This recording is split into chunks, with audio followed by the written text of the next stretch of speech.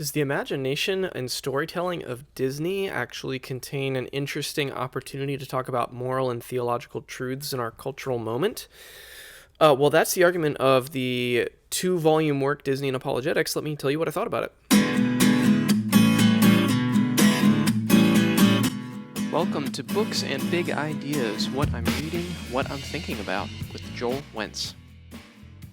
All right, I have here a copy of Disney and Apologetics, which is kind of primarily compiled, and a lot of it is written by Jeremy Scarbrough.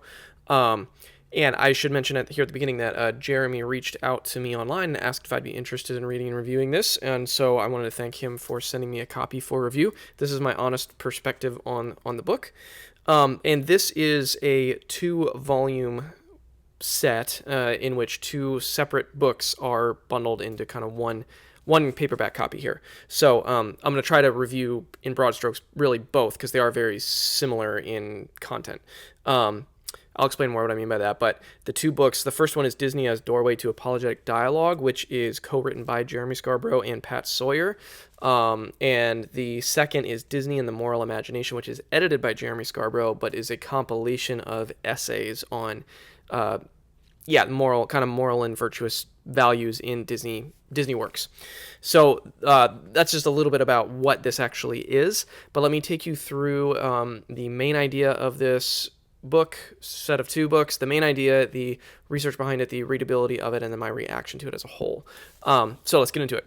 So the main idea of Disney and Apologetics is essentially taking a look at kind of the canon, so to speak, of Disney up until I think the year 2021 is kind of where they end there. So much more recent movies aren't included in the discussion, but kind of taking the as big a look at Disney work as possible, looking at it through a lens of kind of analyzing what is the moral imagination at play in the storytelling of this corpus of stories. Is there anything that can be identified as kind of a moral through line, a virtuous kind of through line in terms of the imagination and the imaginative storytelling that's put forward through the kind of the Disney lens? It's kind of looking at Disney's work, Walt Disney, and then obviously post Walt Disney's life, the Disney company, looking at the work of the Disney Corporation, the Disney Entertainment Company as a whole, and asking, is there an opportunity here to see, like, because clearly Disney resonates with people in our culture, our being America, and a lot of places in the world. Disney clearly, the storytelling clearly resonates at a deep level with people. So is there something that can be gleaned from that as a way to enter into dialogue with our culture and with people in our culture as to the kind of moral values that are put forward in Disney that might resonate with a Christian, traditional, historic Christian view of the world? That's kind of the big zoomed out goal of these volumes, these two volumes in this work, and that's hence the title. It's a fairly, bland kind of nondescript title, Disney and Apologetics, but that's really what it's trying to do, is to say, like, how do we look at Disney and see if there's any opportunities to engage in fruitful apologetic dialogue, because of the way that Disney resonates with its viewers. So that's in really broad strokes what the main idea of these books are. Let me get into the weeds a little bit here. This is so I'll be getting into the research now. So this work is a lot of philosophy and theology. It reminded me in some ways, if you are familiar as a reader with, there's a long-standing series of pop culture and philosophy books like The Simpsons in philosophy, Battlestar Galactica in philosophy, Star Wars in philosophy, lots of pop culture properties that kind of pull essays from philosophically trained academics to explore the philosophical ideas at play in these pop culture kind of properties. This book reminded me in some ways of that, especially the second volume with the essay collection vibe of it. But what I'm trying to get at here is that primarily it's academics who contribute to this, and philosophically and theologically trained academics, and so they are bringing a pretty strong philosophical. It's a traditional. More, if you're familiar with the broad categories of philosophy, it seems to be more of the traditional Western analytic philosophical lens as it relates to the moral imagination. And there's also a lot of virtue ethics, so like Alistair McIntyre has talked about quite a bit, kind of a virtue ethics approach towards discussing the virtues at play in Disney stories. And then the moral imagination of the storytelling itself is philosophically analyzed. But the research does pull on. So on one hand, the research is the Disney corpus itself. So they talk a lot about a pretty wide range of movies from old Disney, as old as like Fantasia, to more recent stuff like Raya and the Last Dragon, for example. Some of that, so and Frozen's discussed quite a bit, and then the kind of the classic '90s ones that I grew up with, like Lion King and Hercules and all of that. Pinocchio shows up a good bit as well as another older one. So wide range of research on the Disney side, and then also I would say virtue ethics informed, moral philosophical informed academic research on that side of it. So it kind of brings those things together. And I'll say more about the readability now as it relates to that research, which is this is more of a philosophical text. It's not hard to read in the sense of style. I found the style generally pretty enjoyable to read, even though it's pretty philosophically careful and rigorous. So I appreciated that. I appreciated that stylistic kind of approach. It's not impenetrable, it's not obscure, but it's also not dumbed down, so to speak, dumbed down for a person who's not initiated in philosophy or something like that. It's not meant to be overly simplistic at all. It's actually quite serious philosophical argumentation, and quite serious. It verges into media analysis and like story analysis, obviously, with talking about the themes in Disney. So it kind of walks that line of being academically serious and deep, which it accomplishes without being overly difficult to understand, comprehend. I actually generally found it page for page pretty enjoyable to read. So big props to the reading style. I think that Jeremy did a good job in the first volume that he co-wrote, and then also in his editing hand on the second one. It incorporated a pretty consistent theme, and consistent style, and consistent tone. So pretty good readability. Okay, let me get into my reaction to this. A couple things I want to say about my reaction to this book.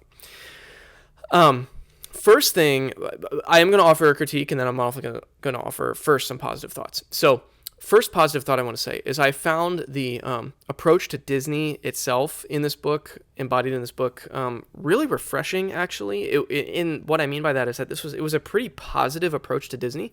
Like it took for granted some pretty positive things about Disney storytelling, which I found really refreshing in an age of kind of suspicious hermeneutics and critical takedowns, critical analysis, and critical interpretations of so many beloved properties like Disney. I mean, you can read so many think pieces and essays on various kind of critical reinterpretations of works like The Lion King and Beauty and the Beast and stuff. And that stuff is all interesting. I think that stuff has a place, and it certainly can reveal some like blind spots in the culture as it relates to how popular Disney has been. However, I found this a refreshing countervoice to all that, which is to say, let's look at the broader moral, virtuous ethics and values that are put forward in kind of the Disney corpus writ large. And the writers here see a lot of positive things there. Like they see a lot of positive character traits and positive virtues. And they even push back on some of the overly negative and critical views of certain popular Disney stories in ways that I found really refreshing, like some of the rejoinders to the critiques of Beauty and the Beast, for example. I thought were really, really helpful. And so I really appreciated that. I really appreciated this very thoughtful, philosophically informed, but positive view of Disney's moral imagination. And as that relates to, there's some really genuinely thought-provoking stuff as it relates to like the way that even Disney puts forward an alternate kingdom, like kind of this eschatological longing for like a perfect kingdom, a just kingdom, a moral kingdom. There's something to be said there that I think they do a good job bringing out in this work. That is to say that the fan of Disney is kind of being morally formed to like long for a kingdom, which there's a huge opportunity there in Christian apologetics to discuss the Christian vision of that. So I really like that. That's probably one of my more positive takeaways from the book. I did want to offer a bit of a critique, or at least some thoughts for consideration if you were thinking about grabbing a copy of this to read it. In the first volume, Disney as Doorway to Apologetic Dialogue, a lot of the first chapters of that volume were taken with the task that I just enumerated, which is like kind of this moral vision of Disney and kind of putting forward what's the positive view of Disney as a moral storytelling pop culture force. And I really liked all that stuff. about halfway through the first volume, it takes a serious turn into an unpacking of what they term critical social justice, and they're adopting that term from other people who have responded to the kind of critical social justice movement. So the book turns to a unpacking of what the critical social justice movement is, to then respond to it with pretty forceful kind of philosophical takedown of the critical social justice movement in our culture. And now I want to state my critique here very carefully, because I felt like their articulation of the critical social justice movement, as they term it, and their response to it was all very, very carefully argued. It was clear. It was coherent. I thought it was actually like a solid discussion of that cultural kind of movement. But I was just really surprised when I stumbled into it in the middle of a book on Disney's immoral imagination. And if I'm being really honest, it felt like it was a little bit forced, or at least the book was not, did not prepare me adequately for where it was going to go in that direction. And so I was surprised as a reader. I was really taken by this full and philosophically informed exploration of Disney's imagination. And then I was like hit with this critical social justice exploration and response to it. And it was tough for me, even after finishing the book, it was tough for me to think like, how was that kind of put together? It felt a little bit forced. And I think the book, if they really wanted to respond to critical social justice, the book could have been more narrowly tailored to that as a task, is to say, like, instead of calling it generally Disney as doorway to apologetic dialogue, like Disney's moral imagination in response to critical social justice today, or something like that. It would have maybe made the book a little bit more coherent, and maybe a little bit more smoothing over those two different goals. Could have made that first volume a little bit more coherent. So I was a little confused in my reaction to that first volume. But I want to say, I thought it was, as a self-contained thing, I thought that their response to critical social justice was thoughtful and careful and solid. It just was confusing to me in its place in this overall work. And then the last thing I want to say is that on the second volume, on the essays, those ranged in, like any essay collection, those ranged in quality for me. I found, and I also found a lot of them are, you end up, as if you read this book front to back, you end up rereading a lot of summaries of Disney plots of movies, which can get a little tedious, to be honest, as a reading experience, because you kind of are rereading in some cases. Like I read summaries of Pinocchio, I think 3 times over the course of this book. I was like, okay, I know the story of Pinocchio. I don't need it to be summarized again. So that's a little wrinkle. And also the ranges of the essays, they range from like genuinely insightful, like there's a Kierkegaardian reading of Lion King. That was really insightful, great little essay on a movie that I love, and I really, really appreciated that. And then it ranged to what I would consider much more kind of somewhat banal, less interesting reflections, philosophical reflections on certain movies.